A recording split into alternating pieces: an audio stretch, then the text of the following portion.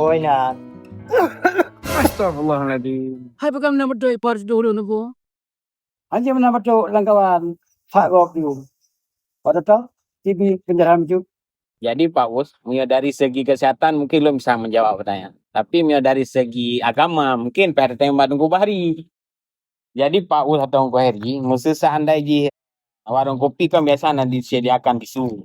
Mungkin tak cok tisu yang pada mohon, baru tak bersih atau batu. Mami hana di tu. Antara pom jadi tu. Pada tahu.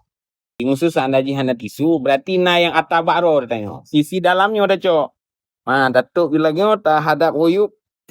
Tak batuk juga. Lagi.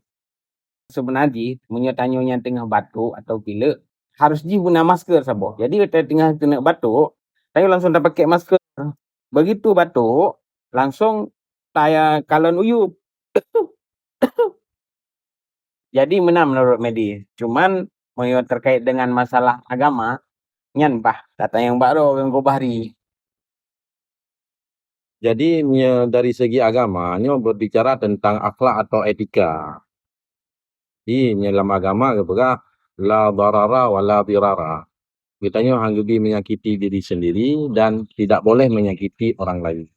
Tapi lagi kejadian mono, yang pertama le kamu nganggu go, ya. Yang kadang-kadang dengan sebab batuk tanyonya, ka batuk orang lain lo bentuknya kan disebabkan oleh tanyonya agama melarang itu hanggubi.